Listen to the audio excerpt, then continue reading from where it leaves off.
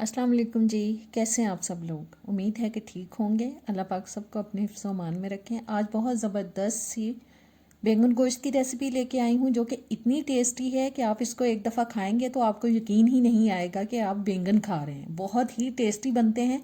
जो लोग बैंगन नहीं खाते आप इस तरीके से उनको बना के खिलाएं, उनको यकीन ही नहीं आएगा कि वो बैंगन खा रहे हैं। बहुत टेस्टी रेसिपी है, तो चलें बनाते हैं इसको। बिस्मिल्लाह करते हैं जी। मैंने प्रेशर कुकर ले लिया है और आधा किलो मैं इसमें बोनलेस डाल रही हूँ बीफ, यानी कि गाय का गोश्त। आप बकरे के गोश्त के साथ भी बना सकते हैं और चिकन के साथ भी बना सकते हैं। 3 दरमियाने साइज़ के टमाटर लेके उनको प्यूरी फॉर्म में कर लिया था, वो डाल रही हूँ इसके अंदर।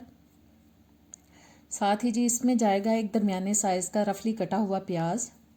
मैंने मोटा मोटा काट लिया था क्योंकि प्रेशर कुकर में तो ये बहुत अच्छे से गल जाएगा। 1 टेबल स्पून अदरक लहसुन का पेस्ट।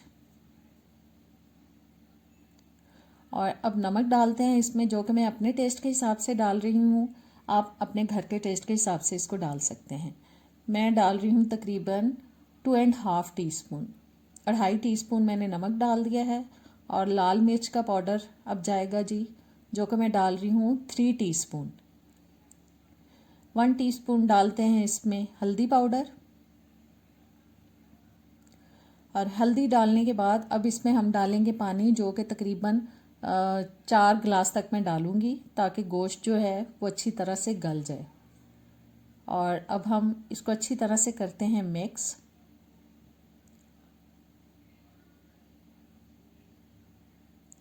और मिक्स करने के बाद अब मैं प्रेशर कुकर को बंद कर दूंगी और मीडियम आंच पे हम इसको 20 से 25 मिनट तक, जब तक कि गोश्त गल ना जाए, हम इसको चला लेंगे जी। आधा किलो बैंगन लेके मैंने उनको छील के रफली काट लिया था अच्छी तरह से। मैंने 3-4 पानी उनको धो लिया और पानी में रखे हैं ताकि वो काले ना हो। प्रेशर कुकर मैंने खोल दिया है, गोश्त को चेक कर लिया है, गोश्त बहुत अच्छी तरह से गल चुका है। और बस अब हम मसाले को ज़रा अच्छे से मिक्स कर लेते हैं, क्योंकि वो गल तो बहुत अच्छी तरह से चुका है। बस मिक्स कर लेते हैं। और अब मैं इसमें शामिल कर रही हूँ आधा कप ऑयल। और अब गोश्त को हमें भूनना है ताकि इसकी जो स्मेल होती है वो ख़त्म हो जाए। और मीडियम लो हीट पे हम इसको भूनेंगे।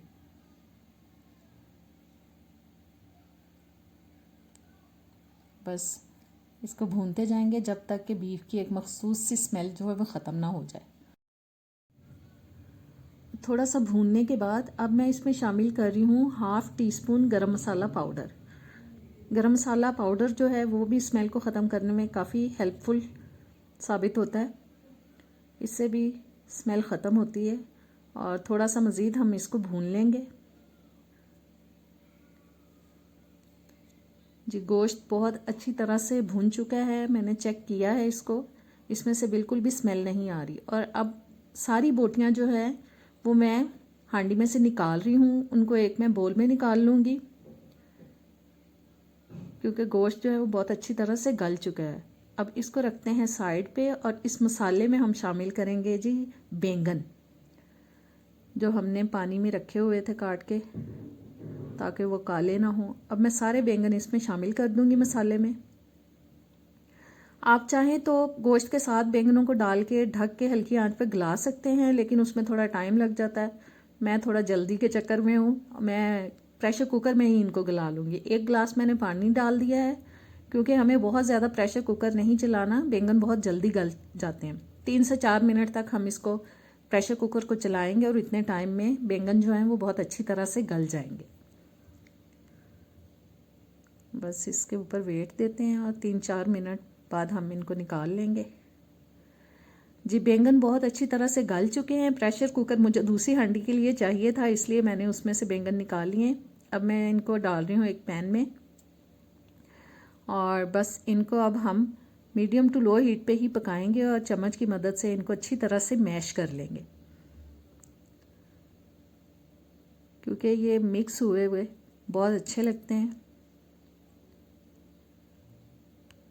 और मज़ा आता है इनको खाने में। अब यकीन माने रिजवान को ये बिल्कुल पसंद नहीं है बैंगन। मैंने एक दिन उनको ऐसे गोश्त के साथ बना के खिलाए, उनको यकीन ही नहीं आ रहा था कि वो बैंगन खा रहे हैं, उनको इतने टेस्टी लगे। बहुत मज़ेदार रेसिपी है, ज़रूर ट्राई कीजिएगा आप इसको। और अब मैं डाल रही हूँ जी इसके अंदर गोश्त, जो कि हमने भून के निकाल लिया था। ताकि बोटियाँ जो है वो बहुत ज़्यादा गल ना जाएं। और 4 से 5 मैंने डाल दी हैं इसके अंदर हरी मिर्चें। अब बैंगनों को भी हम थोड़ा सा भून लेंगे।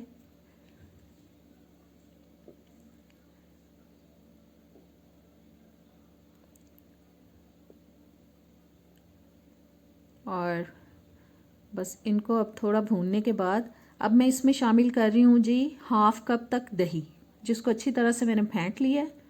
1/2 कप मैंने डाल दिया इसके अंदर दही। और अब दही का पानी खुश्क होने तक हमें इनको पकाना है। बस अच्छी तरह से मिक्स करते हैं। और सारी अब जो कुकिंग हो रही है वो मीडियम टू लो हीट पे हो रही है। और आहिस्ता आहिस्ता दही का पानी ड्राई होता जा रहा है, ऑयल निकलना शुरू हो चुका है। थोड़ा सा और भूनेंगे जब तक कि अच्छी तरह से ऑयल निकल ना आए हांडी का।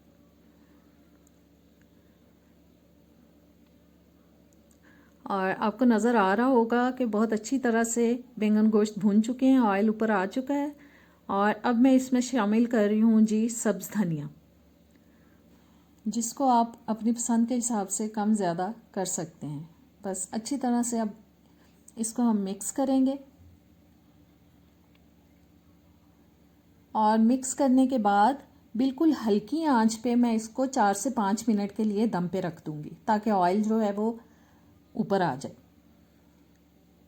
जी। बस अब दम पे लगाएंगे इसको और उसके बाद हम इसको डिश आउट करेंगे जी। 4-5 मिनट गुजरने के बाद मैंने आंच को बंद कर दिया और आपको नज़र आ रहा होगा कि ऑयल अच्छी तरह से ऊपर आ चुका है। अब इसको हम डिश में निकालते हैं। बहुत टेस्टी रेसिपी है, ज़रूर ट्राई कीजिएगा। मुझे कमेंट्स में बताइएगा कि आपको कैसी लगी। ये रोटी के साथ, चावलों के साथ बहुत मज़ा देती है। और मेरे चैनल को सब्सक्राइब नहीं किया तो कर दें। वीडियो अच्छी लगी है तो लाइक और शेयर करें। अब इजाज़त दें, अल्लाह हाफ़िज़।